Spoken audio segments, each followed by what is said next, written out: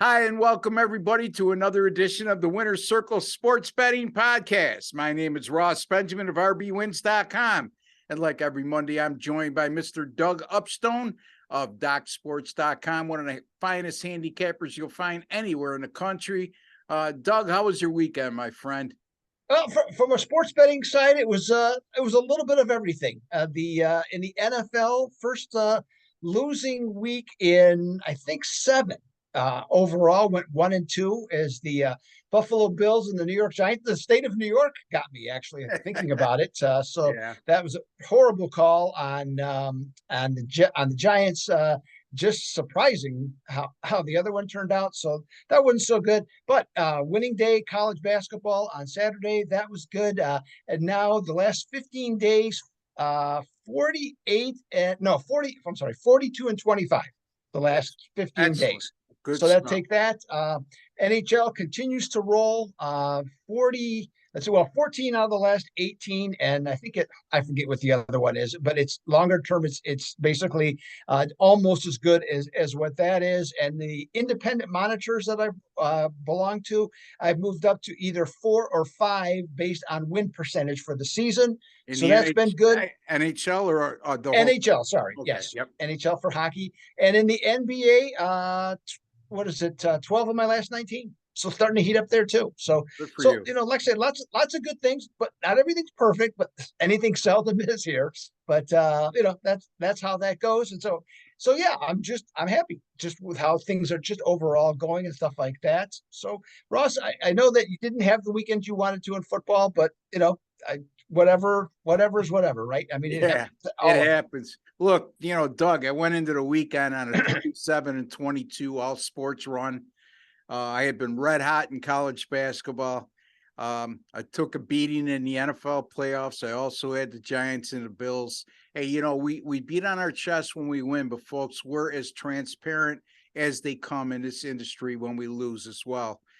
So yeah, 37 and 22 going into the weekend, and I went 3 and 10 this weekend between college basketball and the NFL. I didn't have any NBA plays, NBA. but still overall 40 and 32, around 57% since December 27th. The 2 days killed me.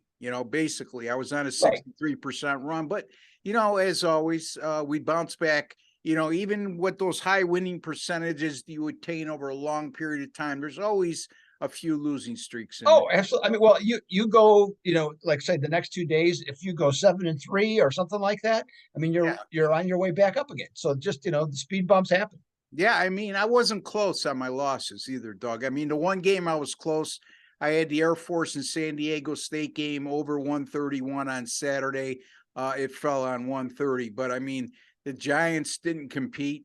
The Bills, like I told you off air, their offensive line and their defensive line decided to exercise their non-compete clause in their contract because they didn't compete.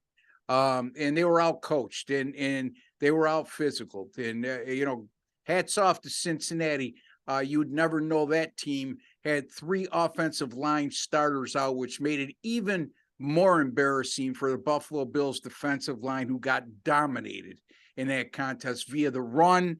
They got very little pressure on Joe Burrow, who had plenty of time to throw. And the offensive line in Buffalo wasn't good run blocking. And Josh Allen seemed to be under pressure for most of the day anyway. So, so it is what it is. Sometimes, I don't know, Doug, the old school is sometimes you'd rather lose a game by 30 than lose it by a half a point. I don't buy into that. I'd Well, rather not in the playoffs. No, no. that's the thing too is that two other observations as to my observations as to Yeah. what you're talking about is that this Cincinnati, you could see right from the get go, whatever Zach Taylor's game plan was, okay, the team believed in it and they got immediate results. And it just like their confidence I mean, it was already high. Yeah. And Yeah. so whatever they saw on film, okay, they knew what they could do and Yeah. they went out and did it. Well, Okay. And you, that was one thing, and the other thing you mentioned, but it's been coming for a while here, and it's been brought up a few times in the last month or so. this Cincinnati team is way more physical Yeah. than what your perception, was going in to the season, and kind of like what you saw the first, quarter or better of the season too. Yeah. I mean, look at we talked about last week Buffalo and Miami, and you said, well, maybe that was Buffalo's scare. Well, I think the Cincinnati, it worked the opposite. Cincinnati had that scare against Baltimore where they were very lucky to get away with a win there. Yep. Yet they go on the road at Buffalo as a 6-point underdog and just look like a team that was the AFC defending champions, look like a team that was focused, ready to play, well coached. Everything the Buffalo wasn't in that game. And the Giants disappoint. Here's the thing. The New York Giants, they lose that game big, 38-7. Disappointing from the fact that they didn't compete. So, I mean, right out the get-go, they were down 17-0, and they just didn't come out of the locker room ready to play. But, like I said, and I can kick myself in the behind, Doug, I hate to be a result better, but I did mention last week, I don't know if it was with you, it might have been with Big Al McMorty, that, here's the thing with that game that scares me about taking the Giants. If the Giants lose that game, I said 45-3 if they happen to lose by that score. No, lo and behold, I wish I wasn't close because it was 38-7. It's still Right. considered a successful year for them, I mean, Yeah. as a Giant fan, and it's disappointing that one single performance, but nobody would have thought, number one, you were going to make the playoffs. Right. With a first-year coaching staff, a first-year ever NFL head coach, and number two, win a playoff game beside, Yep. So On the road. yeah. So good for them. I mean, they had a great year. On the other hand, Philadelphia, if they lose that game, it's not even though they 14-3 regular season, they lose that game. It's a devastating loss. It's because it's Super Bowl or bust for them right now. They've been the number one seed in the NFC, Doug, right along. Looking real forward at it, Philly since San Fran game, Doug. Ooh, well, both games are going to be set to be outstanding. The only question is what Patrick Mahomes' situation is. Not for nothing. We've been watching sports a long time, and I'm interested to get your opinion there. He's got a high ankle sprain. High ankle sprains aren't like a normal ankle sprain. The recovery period is not that quick. And I would venture to say that if indeed that wasn't a playoff game last week, they would have pulled him out and he would have stayed out. Secondly, he probably would have been doubtful this coming Sunday if it weren't for the fact that the stakes that are at hand. Right. If it was a regular season game, I can't believe that he would a valuable commodity like him would be put into that situation with a high ankle sprain. Having said that, we've seen him do magical things, but Doug, it's like Josh Allen, it's like any of Jalen Hurts. If you take away their mobility, they're not the above average quarterback that many are in this league, so we'll see. Yeah. Oh, yeah. Well, keeping him in the pocket. I mean, that's that's the thing. It really simplifies Cincinnati's defensive game plan, seemingly. Yeah. Now Kansas City comes up with a lot of clever things, and there's no question about that. So but that's the storyline, of the game, besides the fact of how Cincinnati is playing and the fact that they've beaten them 3 straight times. So we'll see what happens on that one. Yeah. Two fascinating games. Yeah. I mean, and, like you said, Cincinnati gets a lot of accolades for their offense because of their skilled position talent. I mean, Joe Burrow, those 3 fabulous wide receivers, Joe Mixon, a really good running back, but their defense doesn't get enough credit, in my opinion. And you mentioned that 3 wins over Kansas City over the last 2 seasons. Their defense played a major role in those wins because, not like many others, they've had Patrick Mahomes' number and how to defend him. And give credit to their defensive coordinator, who was fantastic yesterday with his game plan, and he's been fantastic in his game plans against Patrick Mahomes. So we'll see what happens. All right, it's our college basketball edition, and we're pressed for time here. So we're going to start with Doug. He's going to take a look at the Syracuse Orangemen, who will host the North Carolina Tar Heels on Tuesday night. the 24th of January. That game goes 9 p.m. Eastern time. It will be aired by ESPN. North Carolina, I believe the last I looked was a 3-point favorite in that game. And it's the total, which I thought opened at 148, if I'm not mistaken, quickly went to 150. Doug, what do you get? I mean, again, Syracuse is starting to come on with that young club, but is it enough to give North Carolina all they can handle in this game? Yeah, that's it. That's a great question. And you look at how these two teams started. Now the expectations were far different. For example, North Carolina was the runner-up last year to Kansas. And they came in as the number one team. And if you don't know by now, you should know by now, especially what happened this season. The preseason rankings for college basketball are more worthless than if you have any beta tapes that you still have around. Okay. They're not worth anything. So, with transfers, the NBA draft guys going, no money, everything else, it's just completely different. And North Carolina started 5-4. And Ross and I talked about this sometime back in December briefly. And it was just like, this team is just going nowhere with no effort at all. And so now they've kind of, except for, I should say, except for Armando Bacot. He's a stud. I mean, he's a double machine. He's really good. Now, since that time, though, they're 9-2 straight up, 6-5 against the spread, playing with a lot more intensity. And I really like what now RJ Davis and Caleb Love are bringing to the table for that team. And that's a big reason for their overall improvement. Now, Syracuse started 3-4, and I think this is partly where Ross said this earlier in the season, is that they started 3-4 and they lost to Illinois 77-43. I probably watched that game and you thought, boy, this Illinois team. Yeah. And you also thought, here we go again. The whispers about Jim Boeheim, maybe time to hang up the sneakers on that one, because those sneakers that were the Converse white high tops from 1968. With the Coke bottle lenses, glasses. Get those babies out of here. But you know what? The very next game, they played Notre Dame, which turned out to be a bad Notre Dame team, but they won 62-61 that one, coming from behind. And ever since then, their shot selection has improved dramatically. Their 2-3 zone has gotten better. They're guarding better and generating more turnovers, more like we're used to seeing from Syracuse teams. Now, to me, a big part of the reason, freshman guard Judah Mintz, big reason why. Okay, he has allowed then Joe Girard III to be more of a shooting guard, even though he's only 6'1".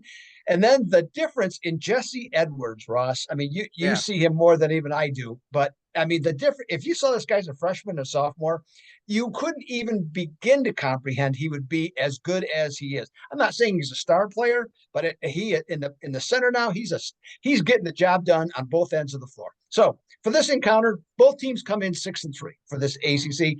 Tar Heels, though, 4-6. 2-8 on the road against the spread this season. And Syracuse, when they face a team when they face a team at home against a team with a losing road record, 8-3 against the spread. So, Ross, on my birthday tomorrow, I'm going to say take the points with Syracuse in this one. I think this is a 2-point game either way. And also like the fact that the home team is 4-0 against the number in their most recent meeting. So take Syracuse plus the points over North Carolina.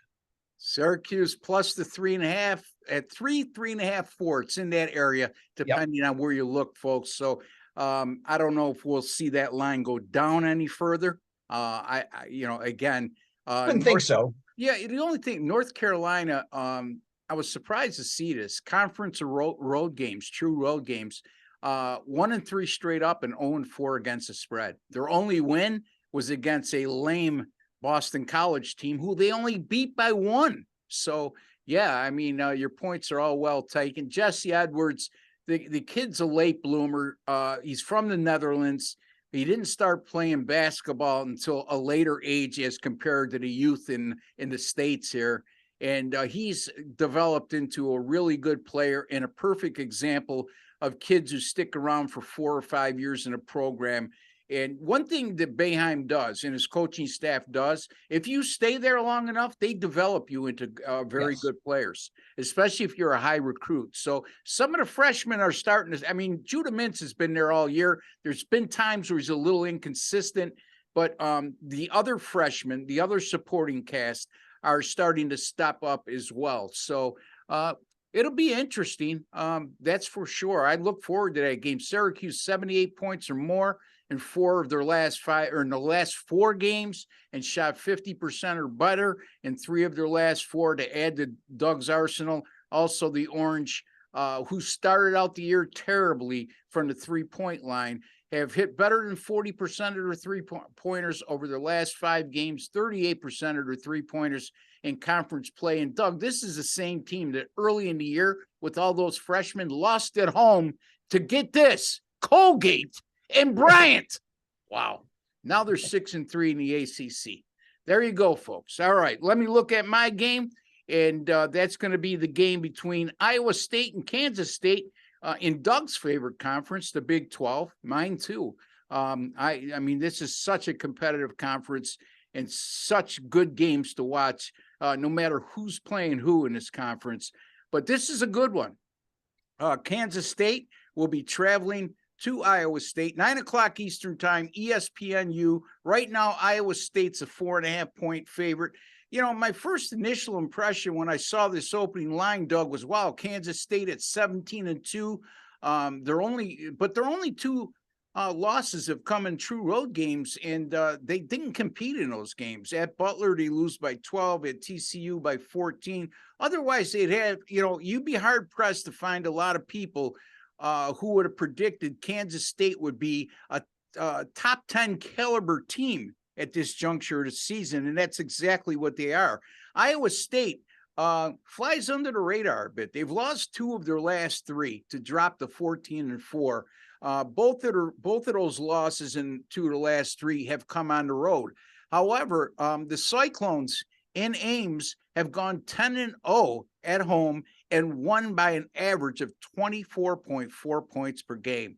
And folks, yes, they've played some cream puffs early on at home, but, you know, the conference schedule is well underway now, and all of those 10 home wins have come by 11 points or more. As a matter of fact, Ken Pom, who does a tremendous job with this, they rank Iowa State as the number 16 strongest home court advantage in all of college basketball. There's 363 teams in college basketball. Ken Pom says they're the 17th toughest to play on their own home floor. Iowa State's also a very experienced team, ranked by Ken Pom number 6 in that category. And here's a key component, which I think will be the deciding difference in this game. It's rebounding, and specifically on the offensive glass. K-State is the number 278th ranked team in America is in terms of defensive rebounding. That's near the bottom third of all of college basketball. Iowa State, number 35 in offensive rebounding. This is a team that doesn't shoot great, but they certainly attack the glass. 34% of their missed shots end up with their own offensive rebounding. So I think that they'll kill them on the glass here. I think the home court will play a big part in deciding this game and who will cover. And also keep in mind, this is an Iowa State team that's played one of the toughest schedules in all of America. Actually, the 14th ranked strength of schedule in all of college basketball. Again, Iowa State minus 4.5 over Kansas State for Ross Benjamin. And Doug Upstone, he likes Syracuse. Let's call it 3.5 right now at home versus North Carolina. Any final thoughts, Doug? Yeah, you know, that's going to be well, I like you said, what Big 12 game isn't going into it isn't an anticipated game, you know, so this is just another of what's going to be a season full of them. And, you know, both teams are really well coached, sort of in different ways. I mean, like the Iowa State coach, he was at, I believe, Vegas, and, you know, nothing really happened there. Now, whether that was his fault, whether it's just how the program is run today, I don't know. But boy, he's got something going on now at Iowa State that he's got them playing well. And there's a toughness about this team that you don't see with everybody. That's the thing that really impresses me. And Kansas State last Monday, we saw them against Kansas. Pulled off the big upset. In that game, and again, well coached, brought in some transfers, changed the whole culture there. Former Baylor assistant, and they're just again a tough, physical, dynamite team to watch. So this is one really looking forward to. 4.5. It does sound a little bit like a bigger number based on how the teams have played, but I don't imagine the odds makers just throwing out the number for fun. So I think from that standpoint, I think you're on the right path there, Ross, on that one. Yeah, don't lose sight of the fact that Iowa State played a much more difficult schedule, Yes. especially in the non-conference portion of the schedule. So again, there's two good picks for you here, folks. We're going to have a good week this week. Iowa State minus the 4.5 over Kansas State, and Doug likes Syracuse plus a 3.5 against North Carolina.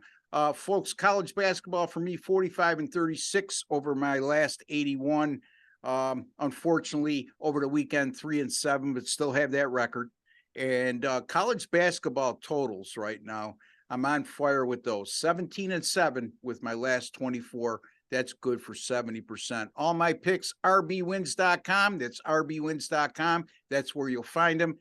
Doug, you'll find him at docsports.com, a site that's been around for 51 years, folks. A lot of great handicappers there. The best of all is a guy sitting right next to me. In any event, for Doug Upstone and Ross Benjamin, we'd like to wish each and every one of you all the very best. Take care, and God bless, folks. I'll be back tomorrow with Sean Higgs, and we'll be talking more college basketball.